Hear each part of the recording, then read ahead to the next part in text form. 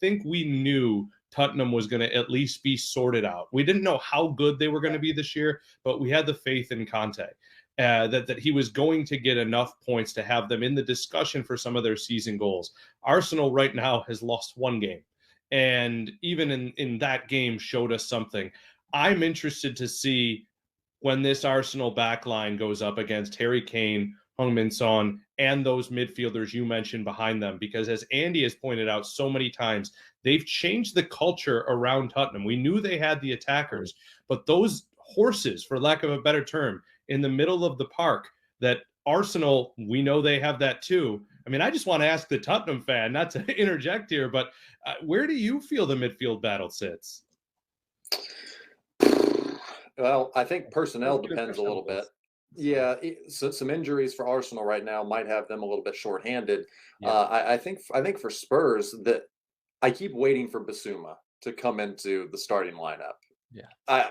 Whether it's Højbjerg, whether it's Bentancur, whoever it is, it feels like that is the piece that eventually at some point, I think, comes into this team and kind of almost takes the training wheels off, if you will. It feels like Conte is kind of babying them along slowly, very defensive, very solid. The principles and all of that, just very difficult, proving in the Premier League at least impossible to beat thus far. And so I think that's going to be what's the real challenge for Arsenal in this game, because the quality the Spurs have, they're in the middle, they can break up play, unlike a lot of Premier League teams right now. It's a lot of very, very kind of aggressive midfield teams, especially at the top of the Premier League right now. Spurs have gone the other way completely. And so it poses a completely different challenge, I think, to anything that certainly Arsenal have seen thus far in the season, but to what I think most Premier League sides will show anyone this year. Andy, it's kind of a tactical battle, really, isn't it? With that 3-4-3 for Spurs and then a 4-2-3-1 for Arsenal. It's going to be a lot of fluid attackers there with Gabriel Jesus, Saka, Odegaard, and others just kind of drifting around there. It's going to be difficult for Tottenham's defence, I think, that three-man backline, to know when to come out, when to follow a man, when to sit back. I mean, what do you think about that particular kind of battle, I guess, in that area of the pitch?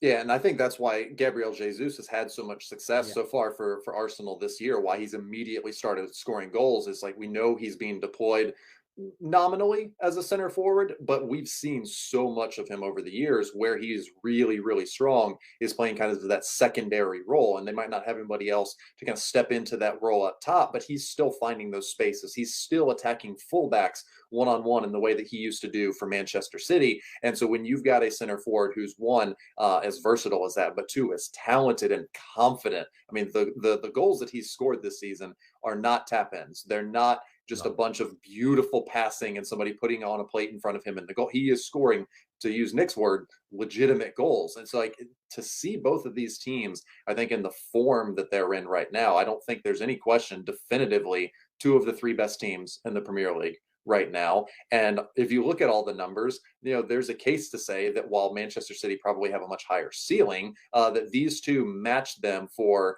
the floor, if you will, that the very, very worst performance from either one of these teams is going to match something close to the very, very worst performance of Manchester City. Even when they're not at their very best, these two teams are very difficult to beat. And that has never, ever been the case for either of these clubs. And the fact it is at the same time, it's really, really exciting. Quick predictions. Andy Edwards, Tottenham or Arsenal, or a draw? Spurs haven't won at the Emirates since 2010. It's a pretty long time. There's a reason. They've had good performances in the past and gotten draws out of them. They've had good performances and gotten losses out of them. It feels like this is a bit different, though, because it feels like this is the game that Conte was brought in, the kind of setup and the kind of battle that he was brought in, and he relishes, I think, in a way that a lot of other managers don't. And so the X factor, the preparedness, the intensity, maybe a slight advantage to Spurs there, but I think in the end, it probably just works out to a draw. I'm going to go with you, actually, on this. I think it's going to be very similar. You remember when Tottenham went to Chelsea at the start of the season? I think Arsenal will have a lot of the play, create a lot of chances, but I think there's a doggedness and a grittiness about Tottenham now under Antonio Conte that they're going to battle back in a game like this, a rivalry like this. You need that.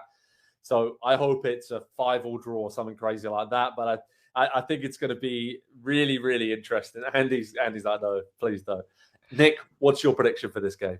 I want to say 1-1, but Okay. I'm going to say this. I think with the week that Kane and Dyer just went through with England and how important they want to be, just makes me think that maybe Arsenal might have a little bit more freshness and positivity. So just to break up the draw thing, because when we do our picks on the website, I'm going 1-1.